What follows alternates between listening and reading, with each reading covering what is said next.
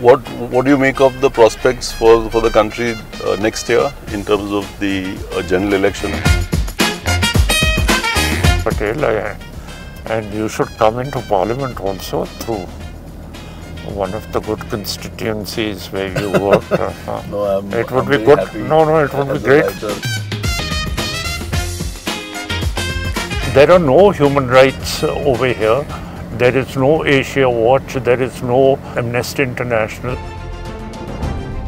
I was shocked to learn that the Home Ministry has a Secretary Human Rights, and I was wondering whether it was to violate or to make sure that to catch people who are working for human rights. Possibly. Yes, of course.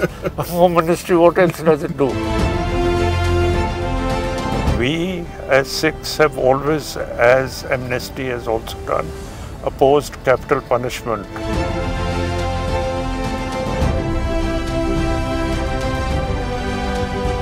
Pakistan and China, if they are together, who will give resistance? Because the people are not with the state.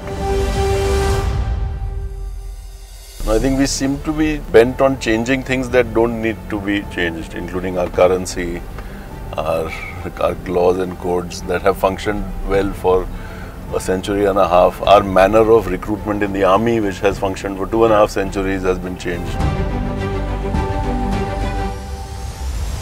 Cutting your nose to spite your face, I think it's... they don't have any background, military background. You're saying that's one reason why they take decisions like this so easily and without thought and without necessarily... They don't know what honor is, they don't know what tradition is, what the custom is, and they just follow the ideology of Hindutva.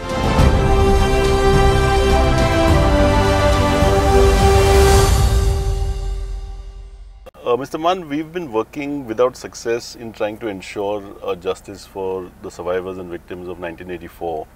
What is it that human rights groups are missing in trying to be able to make the state slightly more accountable and slightly more interested in such things? Mr. Patel, the tragedy is when they chucked out the Amnesty International, my party and I made a hell of a big row, and we still make a row. We have the National Human Rights Commission in Delhi, which does nothing. It has done nothing for Kashmir, where under the barbaric law AFSPA, the security forces can shoot anyone, rape anyone, abduct anyone, kidnap anyone, injure anyone, keep in illegal custody for years even, with impunity. But the Supreme Court, the Constitution says, Article 21, that no person can be deprived of his life and liberty without the procedure laid down by law. Now, even the Supreme Court is not exercising its authority of what it is charged with. So there are no human rights over here. There is no Asia Watch. There is no Amnesty International. There is no Human Rights Commission, which was made years ago in Narasimha Rao's time. It's non-functional. Human rights are non-functional at the moment. Given the fact that we, at least on paper, appear to have both rights and the manner in which these rights can be claimed, why is it you think that what is on paper and what is promised constitutionally doesn't necessarily play out in the real world? Well, I've told you that the Supreme Court is not exercising its jurisdiction over its constitutional duties, and it should, I mean to say, scrap laws like AFSPA, Army. I agree. So you're saying that the focus and the locus should be in the Supreme Court, and that's where and the High Courts also. They have the same powers as the Supreme Court. Yes. And in Kashmir they are not doing it, but there's a lovely opening in the sky that the Punjab and Haryana court, Mr. Justice Sandhu Walia and the other judge have caught the thing by the horns, and they came down strongly when in Haryana the BJP, RSS and these fundamentalist groups like Hindu Parishad and Bajrang Dal, they were lambasting the Muslims and the Rohingyas who had come from Burma, taken refuge, and they bulldozed all their houses, and there were killings. Imam was killed, a mosque was run down to the ground, and Justice Sandhu Walia and the other judge said there's ethnic cleansing, This is the worst word in the international vocabulary which can be used against such atrocities, apart from genocide and vandalism. And they've also said vandalism. And so this is the state of affairs. And in Manipur, I mean to say, they are not taking any care. Churches have been burnt and women have been paraded naked. And one of the women who was paraded naked, her husband was a Subedar in the army who'd taken part in the Kargil war. I mean to say, they don't have any respect for ex-servicemen's wives even, Total breakdown of law and order in Manipur, and still the Prime Minister wouldn't come to Parliament, and the Parliament only wanted in the monsoon session that the Prime Minister should come down to the floor and tell us what's happened in Manipur. But he just didn't. The day he came, he said, my Home Minister has said everything, so I don't have to say anything about Manipur. So this is the state of affairs. Yeah. That bench you spoke of got changed immediately. I believe so, that it's been changed, and there's a appeal from the BJP, the RSS, that judge should be transferred out of the Punjab and Haryana High Court. I wouldn't be surprised if they ask for that phrase to be removed from the. Of course they will. That they can only go to the Supreme Court now. I don't think the High Court can quash it. But we should at least have had a debate on whether or not those words were justified in being used, and then we would have slightly more information on what is going on in that part. Well, Mr. Patel, I said it in the highest forum in Parliament that this is what the High Court has said. There's ethnic cleansing. That should have been very clear to everybody, that there are people who are mindful of what is happening, and what they represent in Parliament is the actual truth of the ground. True. But I think more and more parts of this country are seeing that what we did sort of arbitrarily, not just now, but in the decades before as well, in Kashmir, are coming to visit us in the rest of the country as well. That rule of law as determined by either the mob or a police brutality or the looking away of the justice system is becoming increasingly more common in large parts of India. And in Kashmir 2000, the army killed 43 innocent Sikhs in village Chitti Singhpura, and there's been no inquiry about it. I said that also in Parliament. I told all the major human rights excesses, even Rohingyas, I used the word. And I don't think I could have done anything better in that 3 minutes that they gave me to speak.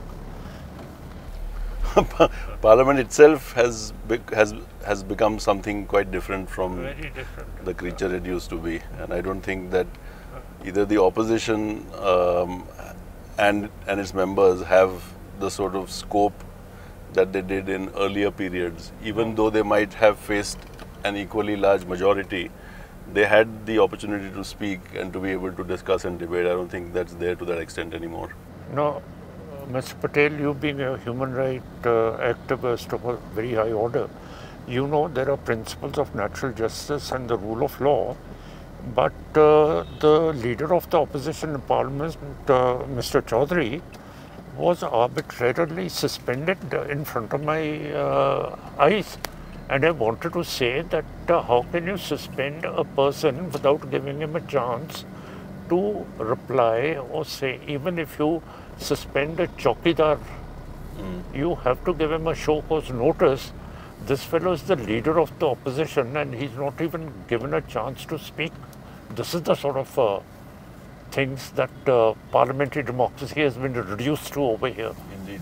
What do you make of the prospects for the country next year in terms of the general election and what comes up? Well, I hope that the people will see the writings on the wall where we are all going and ask for a change, and the change would be better than this strong arm tactics of the RSS and the BJP. And I sincerely hope that it will come. And I think there's a straw in the wind also that says that things might change. Are you referring to the Karnataka results or something Karnataka else? overall, over here also people say that we may have a change because they don't like the dictatorship of this party, which has broken all democratic laws, and nobody can understand a thing what has been passed in those laws because it's in such highly Sanskritized Hindi that Mr. Stellan, the Chief Minister of Tamil Nadu, has said this is again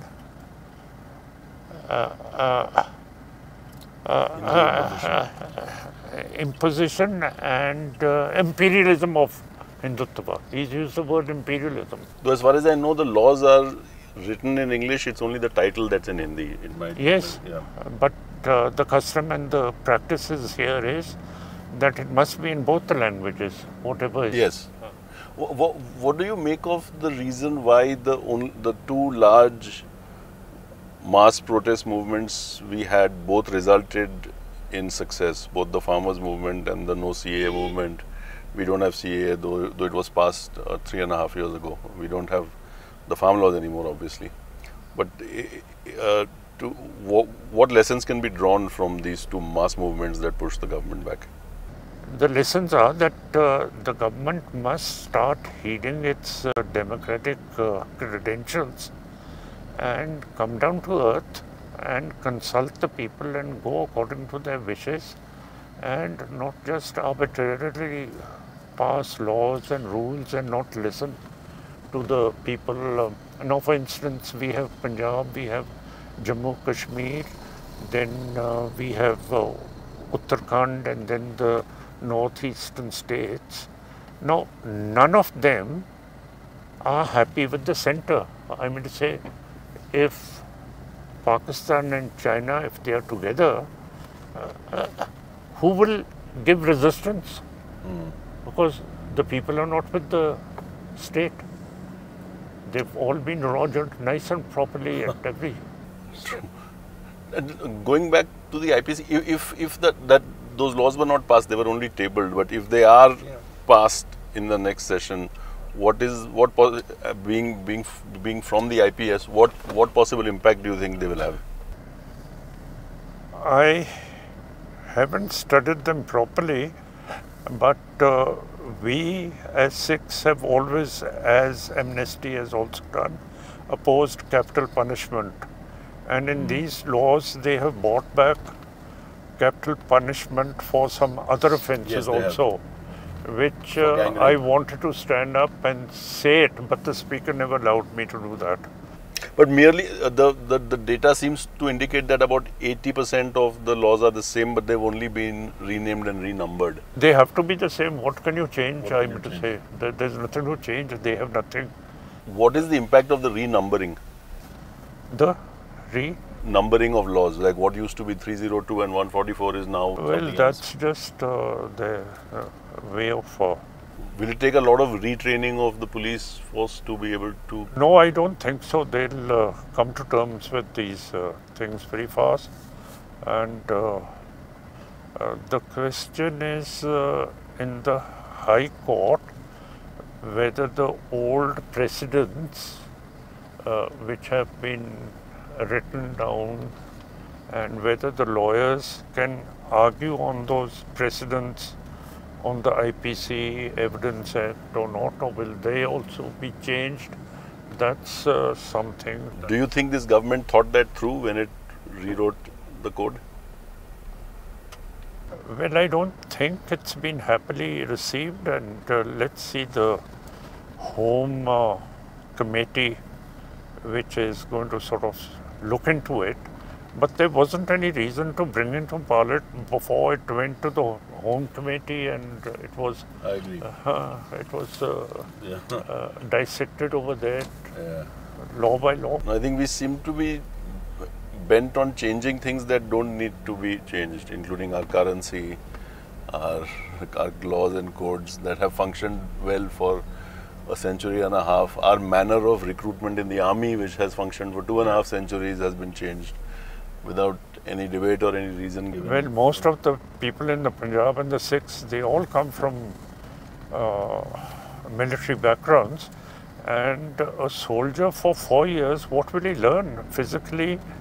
What will he learn? He has to be physically acquainted with the climate where he serves, his physical strength, and the technology that has come into being in the armed forces. In 4 years, what will that chap learn? That's something that many serving and retired officers have expressed their concern on as well. That it's insufficient time to train somebody, particularly given the complex nature of the weaponry that we have these days.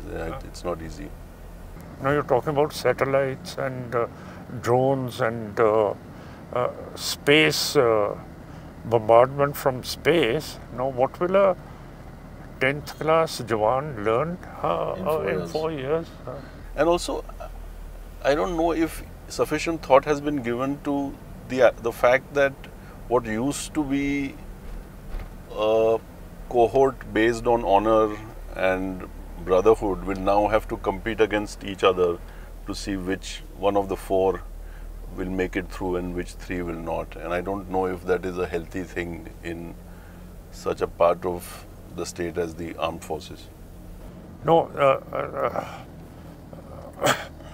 the pay scales were so low that people like me joined the service because of the honor. And now I don't think people think that they are serving a certain institution that is an honor to them and to the country or the service they are. It's more like a contract job that you're doing for 4 years and then you're done. It's nothing, there's no pride in No. it. Unless you have pride, how will you fight? How will you serve? How will you have... How will you die even for your country? Indeed. Regimental honor is based on the fact that you will sort of continue with that for till you retire. But that's not going to happen for the majority of people now. No. Quite strange that this should be done, and quite strange that it should be done without explicitly saying that the reason was that the pension bill was too high and there was insufficient money. No, that's hardly a reason to sort of cut off. There's a Cutting your nose to spite your face. I think it's they don't have any background, military background. They don't. No. And you're saying that's one reason why they take decisions like this so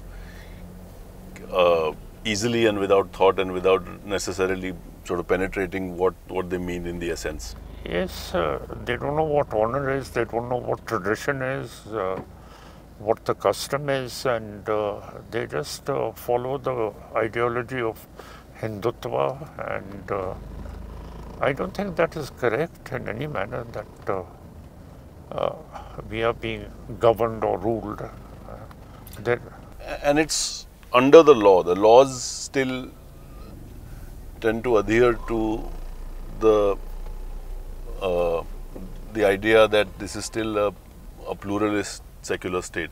But the behavior of the government very often is not that.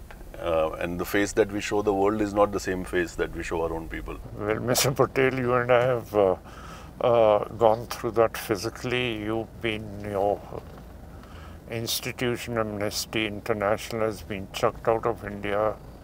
I have suffered imprisonments for 5 years, then 6 months and 8 months and things like that.